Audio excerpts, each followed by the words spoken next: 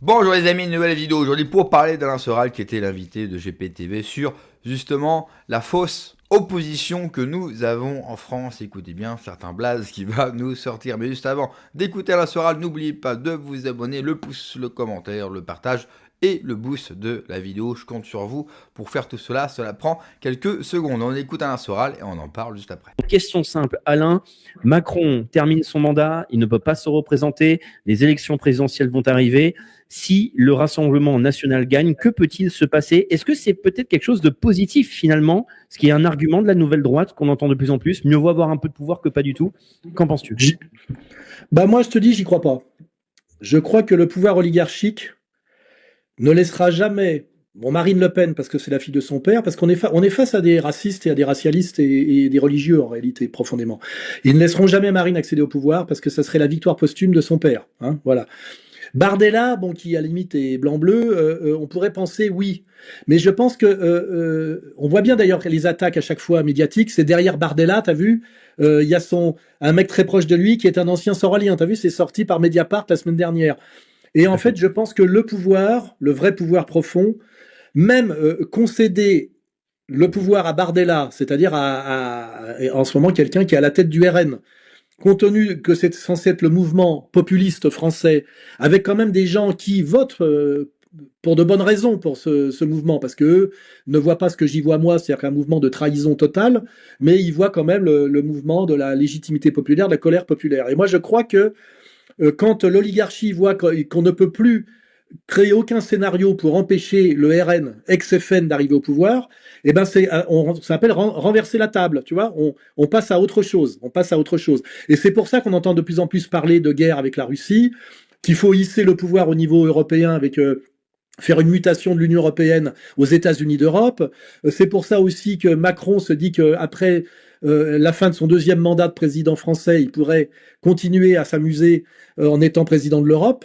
Et moi, je me dis que quand Bardella est sûr de gagner les élections, bah, ça veut dire qu'il n'y aura pas d'élections. Je vois plutôt les choses comme ça. Alors après, c'est de l'intuition et puis c'est un pari. Je parie. Mais je ne vois pas Bardella président de la République. Je l'imagine à aucun moment. À aucun moment. Déjà parce qu'il n'a pas la compétence, c'est une évidence. Mais c'est pas, il suffit pas de se faire la bise par Meyer Habib pour être président. Tu sais, c'est comme les mecs de Frontières. T'as vu les mecs de Frontières là qui sont allés allumer le chandelier à 9 branches à la synagogue des Victoires? Tu penses que les types qui manipulent ces gens-là ne savent pas d'où ils viennent, qui ils sont, et qui ne les méprisent pas souverainement? Donc à la limite, quel est le projet pour ces gens-là? C'est les envoyer se taper avec les racailles de banlieue, tu vois, c'est tout. C'est prendre des coups. C'est un peu, tu sais, l'oligarque ukrainien de la communauté qui va voir un hooligan, un hooligan du Pravi Sector, tu vois, et qui lui dit va te taper avec les Russes, tu vois ce que je veux dire? C'est tout ce qu'on propose. Et tout ça, ça fait quand même, excuse-moi, ça fait des bains de goy, tu vois. Il y a des gens, tu sais, ce Dieu qui dit que l'odeur de la chair humaine brûlée lui est agréable, tu vois ce que je veux dire? On est quand même là-dedans. Et moi, je te dis que je serais très étonné à un moment donné que le processus électoral se maintienne dans la logique 5e République, sachant que Bardella gagne face à tous ses opposants. Alors évidemment, ils ont mis Marine sur la touche, mais voilà, même Bardella, ils n'en veulent pas, à mon avis. Et puis de toute façon, même s'il accédait au pouvoir, ça c'est l'autre scénario. On laisse l'extrême droite arriver au pouvoir. On a donc les lycéens dans la rue, les étudiants dans la rue, les syndicats dans la rue.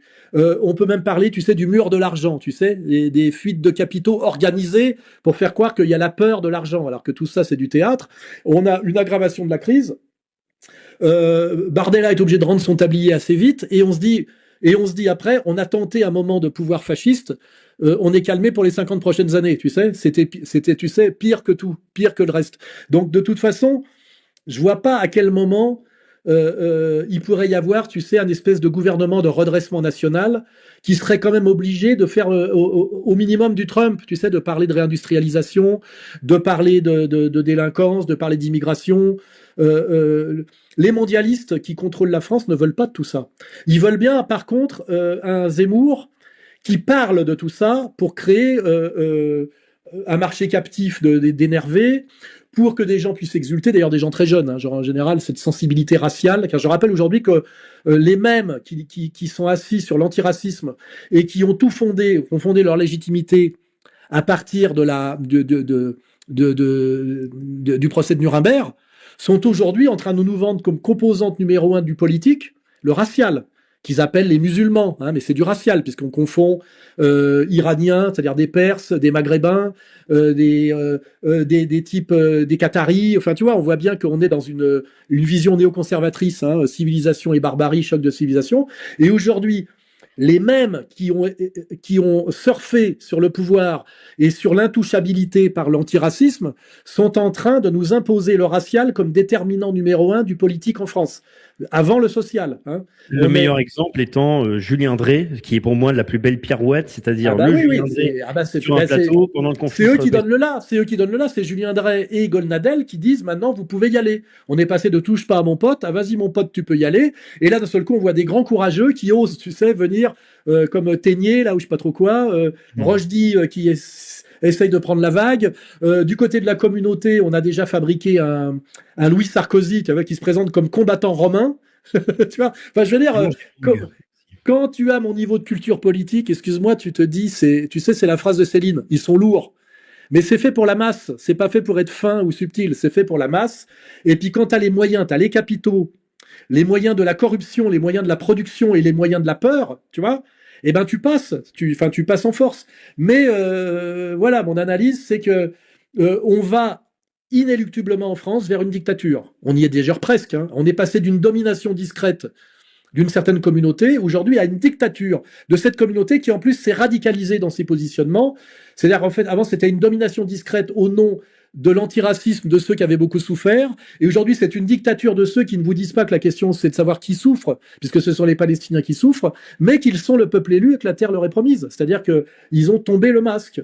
Et on y est, voilà. Et c'est pas pour rien qu'aujourd'hui, des types qui se présentent comme à la tête du mouvement identitaire français, pour affirmer leur crédibilité identitaire, vont à la grande synagogue de la Victoire allumer le chandelier à 9 branches de la fête d'Hanouka. Je veux dire, je suis pas paranoïaque, je n'invente pas. C'est ce qu'on est en train de vivre, hein, c'est ce qu'on est en train de voir. Et puis, on n'a pas fini, on n'a pas fini. Et moi, je suis promis à la prison ferme pour provocation publique au crime, provocation à la haine, atteinte aux intérêts fondamentaux de la nation et association de malfaiteurs dans un but de soutien au terrorisme. Voilà parce que j'essaye de faire un décryptage précis et honnête de la situation en fonction de critères qui sont des critères républicains, antiracistes et profondément dans la filiation de ce qu'on appelle, ce qu'on nous a vendu comme démocratie française. Tu vois ce que je veux dire? Je suis même pas un type qui surfe sur une vision évolienne du monde, tu vois, ou une vision guénonienne. Je suis en train de dire, moi, on m'a dit liberté, égalité, fraternité, république, laïcité, etc., séparation de ceci, de cela. Je m'appuie sur ces critères pour dire, on est en train de se faire enfler et on est en train de nous coller le strict contraire. Et alors la question, c'est à quel moment les Français vont se réveiller? Bah déjà, il faut se poser la question, qu'est-ce que c'est que les Français aujourd'hui? Tu vois, qu'est-ce que c'est qu'être réveillé? Enfin, si tu mets le regroupement familial, l'immigration incontrôlée, TikTok et Instagram, t'as marqué que peuple éveillé, déjà, tu vois ce que... Ça, c'est, le matériel humain, il est affecté, ouais. Ouais, ça c'est parti en sucette direct. Et donc, moi, qu'est-ce que je fais du témoignage, tu vois? J'essaye de sauver l'honneur parce qu'il faut toujours. Bah c'est le principe de Hanouka, tu sais, la petite bougie qui ne doit jamais s'éteindre, tu sais. C'est mon Hanouka à moi, tu vois. Je maintiens allumée la petite bougie pour qu'elle ne s'éteigne pas, parce que qu'il reste cette petite lumière qui un jour peut redonner peut-être un grand feu, si je veux être un peu lyrique, tu vois. Plusieurs choses. Déjà, sur Bardella, moi, je n'ai même pas envie de nommer Zemmour, Bardella, Saragnafo. J'ai même pas envie de leur faire ce plaisir-là. Moi, je pense qu'on ne peut pas en finir avec un système, avec les produits du système.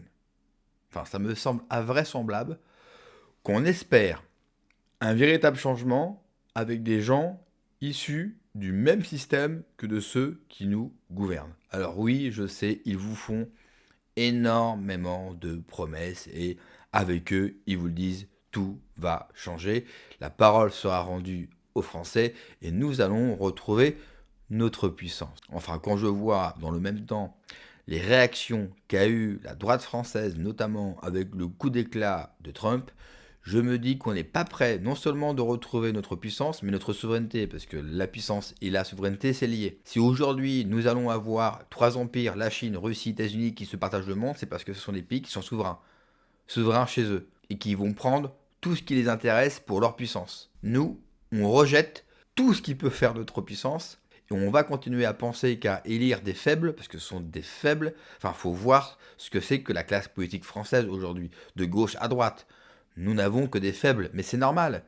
Un pays sans souveraineté ne sécrète que des lâches et que des gens serviles. Donc si les Américains reprennent de manière extrêmement forte le leadership, ils iront se coucher devant les Américains comme d'habitude. En France, il faut en finir avec le système politique que nous avons et toute la classe politique, qu'elle soit de gauche, qu'elle soit de droite. Si nous ne sommes pas capables d'en finir et de retrouver un pouvoir vertical, j'ai bien peur qu'on va encore, perdre du temps et se tromper. Et je suis pas sûr que la France a encore beaucoup de temps à perdre. Dernière remarque sur les propos d'Alain Soral, propos qui m'intéressent, c'est est-ce qu'il y a encore un peuple français ? Pour le coup, je suis assez surpris, agréablement surpris. Soral, il est d'accord avec moi. Moi, je l'ai dit souvent dans mes vidéos. On parle de français, de peuple français, mais qu'est-ce qu'il en reste aujourd'hui ? Quand je vois, là encore, les réactions par rapport au coup d'éclat américain, que reste-t-il du peuple français ? Même ceux qu'on croit avoir éveillés, quand vous voyez certaines de leurs réactions, et surtout que rapidement, ils passent de militants politiques, de gens qui travaillent, à l'idolâtrie de personnalités, donc ils passent de militants à fans, ça fait peur. Au lieu de passer notre temps à bander sur la Russie, la Chine, les BRICS, Trump, on ne pourrait pas bander sur la France, refaire de la France, refaire des Français. C'est possible ça. Enfin, une large partie des gens sur Internet n'arrêtent pas de lécher tous ces pays-là. Lâchez-leur la grappe et repensez à nous, repensez à la France, à son histoire, à sa puissance. Si on me demande je souhaite pour 2026, c'est qu'on reparle de la France et qu'on refait de la France. Merci d'avoir regardé la vidéo les amis. N'oubliez pas de vous abonner, le pouce, le commentaire, le partage, le boost également. Prenez soin de vous, que Dieu vous protège. Allez, ciao.